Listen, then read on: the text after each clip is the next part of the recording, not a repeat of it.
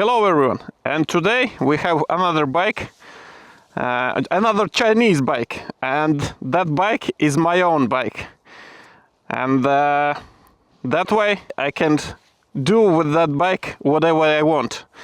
And yeah, here we have Vogue 800 Rally. And what can I say about that bike so far? I don't have a lot of complaints so far because I make some 13 kilometers on that bike. We need break in the engine, yeah, make some, I don't know, at least some 500 kilometers, yeah, and change oil and stuff like that. But we will see what we can get out of this bike. That's why we make some small test drive. After that, I think we will disassemble some parts, relubricated and stuff like that, yeah, and we will see the quality. What is the quality of the bike overall? That's why, let's go.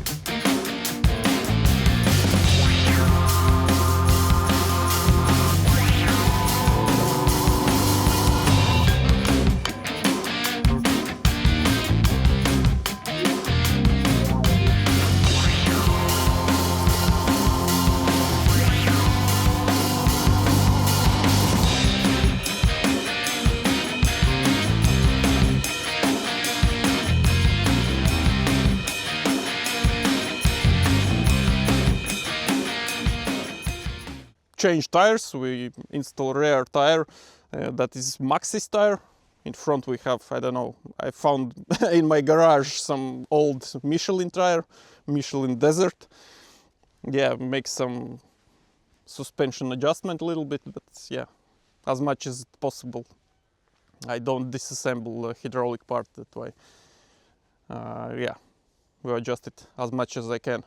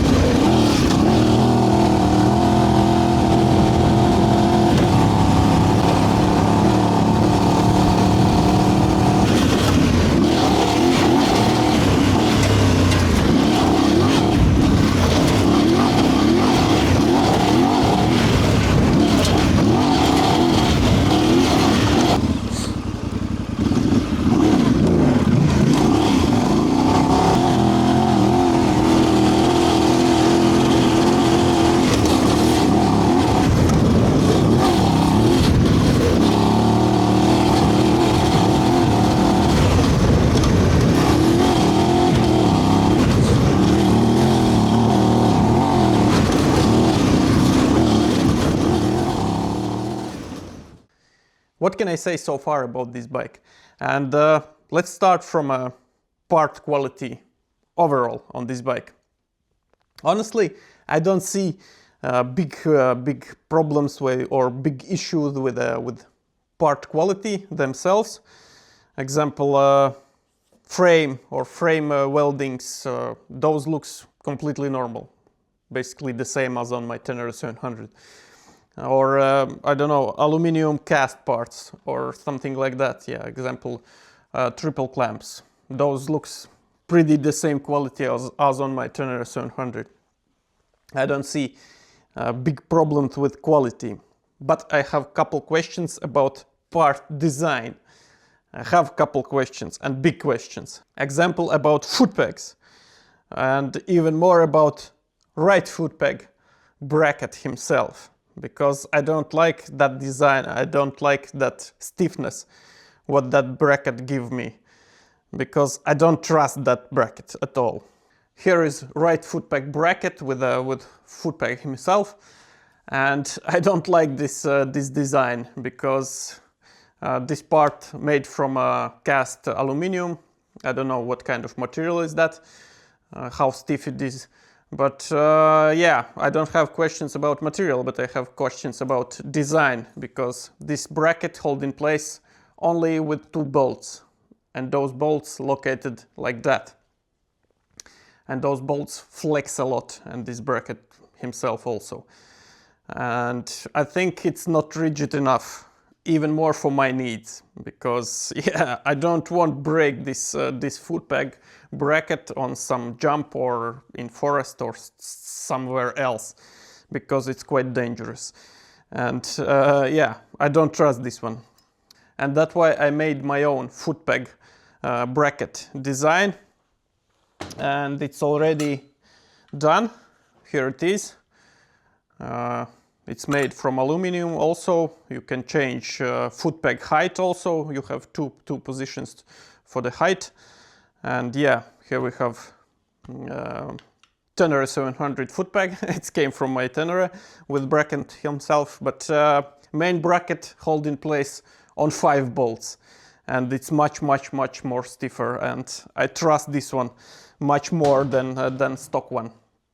Something similar design I have on left side also, for the left side to be similar, to be symmetric and stuff like that. Yeah, that's why I don't know. I will make some tests for those brackets, and if everything will be fine, then probably you can buy some brackets from me if you need it. One more thing what I don't like, and I think it's quite dangerous also, that is crash bars. It's really nice to have those crash bars in stock, by the way, yeah. But I don't like the location, because I'm quite tall guy. I'm 194 centimeters or something, 6.4. Yeah, and yeah, my knees touch these bars all the time. I can pretty easy to hit this crash bar with my knee, and I think it's not safe, because if I crash or something, I can pretty easy break my knee over this crash bar. It's also, I think, not the best design for those crash bars. For myself, I'm planning to cut this part off and re-weld it a little bit closer to front, to make more room here between this bar and my knee. I like a little bit more air filter location here than on my Tenere 700. As you know, Tenere 700 got filter under your seat, and it's quite dirty zone under your seat. Yeah, it's a lot of dust there all the time. But here we have air filter located in front of your fuel tank. It's much cleaner zone, I think, and yeah, access to change your filter is also a bit easier. You just need unscrew 2 screws here, take off steering damper also, and then you have pretty easy to access your filter. But I have questions about air filter size, because this air filter is quite tiny. And yeah, I think it can restrict some power on high RPMs. I don't know yet. After I will finalize my break-in for this engine, we will definitely measure this bike and we will see how much horsepower we'll get. But that probably in some another video. It's definitely not in this video. I don't like fuel tank size. It's pretty similar as on Tenere 700 World Raid. There is also pretty wide fuel tank. The same is here. It's also the same wide as on Tenere 700 WR.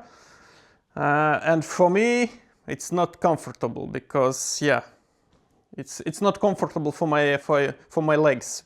You need to sit quite wide, and in that kind of position, you bit lose your control over the bike. That's why I prefer slimmer fuel tanks.